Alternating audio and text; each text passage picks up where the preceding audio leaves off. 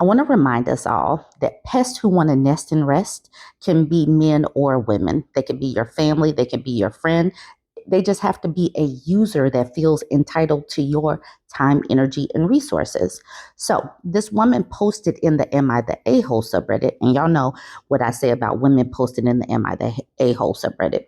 They're simply looking for validation for feeling normal human emotions. She says, Am I the a-hole for kicking my childhood friend and her kids out of my home? I doubt it. I'm totally sure she earned that. All right, she says, I, 39-year-old woman, had a school friend growing up, Alicia, who's also 39. We were very close until years ago when I decided to distance myself because she was taking advantage of me.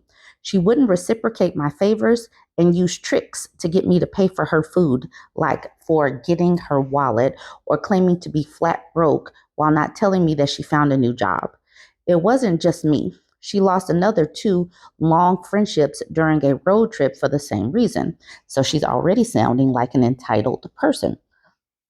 I have built a solid life for myself. My kids are healthy. I drive a good car and have a nice home. She and I accidentally ran into each other and she started texting again. We did have phone calls and met for coffee, and she seemed to have changed a lot. I was even glad to see her. This new stage in our friendship lasted for 3 years, no incidents. Last December, I let her stay over because she was waiting for her new place to be available. We agreed it would be for only 4 days. Then she started moving the date. I started getting both pissed and worried because after another 5 days, she began to refuse to get up when I approached her. I would go to work and she stayed in bed. She developed a habit of curling up and clicking her tongue to show me that she was super sleepy. But it felt intentional. It happened every time that I tried to wake her up. There was an incident in which I went to her guest bed and she called me a B word. What? I know she was half asleep, but as a friend, I was put off. She did things that frankly enraged me, like taking too long to be fully awake and stretching her arms like she was super sleepy. In the meantime, I had to tend to her kids. I had a talk with her and she admitted that she didn't get Christmas presents for them. I bought some presents because despite the circumstances, they are just kids and it's not their fault. She promised to leave by the 23rd and she didn't. It may not sound like a big deal, but I was seething because I had to do all the gift openings with my kids while she was still there, and I felt invaded. Every time that I brought up the subject of her new place, she acted grouchy and closed off. I asked her to leave, and she said yes, but I never saw anything happening. Listen to this, y'all. I had my plumber come over early in the morning and turn off the breakers in the main water passage. Her kids woke her up to complain about not being able to plug in their electronics. She complained, but I told her to pack her bags because I would be going out of town and would solve the utilities when I could. I made her load her bags into her car, and once she was gone, I fixed the utilities back. I didn't hear from her, so I stopped feeling paranoid and thinking she would try to drop by. I got a DM from one of her friends a few days ago. That person is in my contacts because we were friendly and used to comment on Alicia's wall posts. The message was unpleasant and harsh. I was called insensitive and a snob and was told that Alicia was forced to move to a place without any furniture because I decided to kick her out despite having a lot of space. I know my reply was rude. I said, "Go wash your butt." And they blocked me. I also blocked Alicia, but I can't deny I feel bad. Am I the a-hole? She says, P.S. I never expected the friendship to end badly or that she would have other people coming at me. Going back to this first paragraph, this person, Alicia, is not a friend. Friends don't trick you into spending money on them. That's an entitled person. Friendship should have some give and some take. It's not just take, take, take. So, you could see the pattern here. And she could kind of see the pattern because they broke it off. She came back and she was watching for these signs. No one is owed a spot in your home.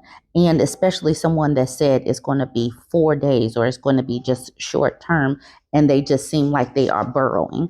So I say absolutely not the a hole. And like I said at the very beginning, sometimes pests can be male or female. They're just looking to burrow in. And before you let anyone into your home, you need to know like landlord laws or squatting laws or that kind of thing, because as soon as they start to get mail and have been in your home for sometimes in places like 30 days, they are officially a tenant or something like that. So you need to look into these things, because the people that tend to try to take advantage of folks, they know these laws. They know how long they need to squat in someone's home in order to be considered a tenant. Okay, Nemesis is the one that tagged me into this post. She says, not the a hole. She's definitely not a good friend. She is a pest that wanted to nest and rest. You're definitely better off without that pest. And then she tagged me here. She says, Bourbon Bougie called me crazy, but this sounds like hobosexual behavior. So, and I do want to remind us all that a pest that wants to nest and rest does sound an awful lot like hobosexual behavior. But the difference is a hobosexual is doing some things, some sexual things for room and board. A pest can be a hobosexual, but they're not necessarily going to be the exact same, because sometimes you're not getting any of the sexual favors for it. So there is a slight difference. There's a slight difference. So because Nemesis mentioned the word hobosexual, it made this comment come into play. Born Effect says, some guy matched with me on a dating app and immediately told me he was homeless. And I'm just like, what the hell are you doing on a dating app then? I felt bad for him, so I invited him to come hang out with me for a bit in my front yard. Why? Oh my God. And he came with all his stuff and kept trying to guilt me into letting him come inside and actually stay with me. I offered him some water and told him I was going to bed and blocked him after he left. Luckily, he took the hint and did not come back. Please, never, ever, ever.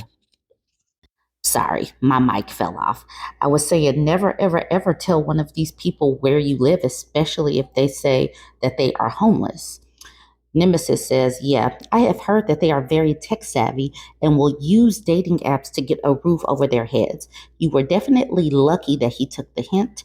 Depending on where you live, if they set up a residence at your address, they can claim tenants' rights or squatters' rights, and then it would be a bit bigger headache to get rid of them. This would also be where knowing how to change the locks on your house can come in handy. Virtual Map is back to talking about the actual post, saying, not the a hole. I believe you were literally days away from a full blown legal squatter situation. Sad, but necessary to kick out. Beth says, I let her stay because she was waiting for her new place to be available. We agreed it would be for only 4 days. And then she honed in on, I was told that Alicia was forced to move to a place without any furniture because I decided to kick her out. So, which time was she lying? When she said 4 days between leases, or when she had to find somewhere on short notice a month later? She never had any intention on leaving, and she didn't change. Joyful Color says, yeah, I'm glad you got it out before she fully crippled you, OP. She's just trying to take advantage of you. Acrobatic Strike says, turning off the utilities was a bold move, but it effectively forced her to leave when she wouldn't respect your request. You're not responsible for the state of her new place. She had ample time to sort out her living arrangements. Her lack of planning and the resulting consequences are not your fault. You are not responsible for a full blown adult. You're not responsible. She has a responsibility to herself and her kids. Allure Lustful says, not the a hole. You gave her plenty of chances, set clear boundaries, and acted when she pushed it. Her friend's message deserved a clap back. You literally did what you had to do. I do believe that the flying monkey deserved an even harsher clap back than she received, but that's me. Most Quality says OP handled it pretty well. The woman was a parasite, and that friend was just supporting her without even knowing the truth. And that is exactly true. She was a flying monkey who didn't have all of the information.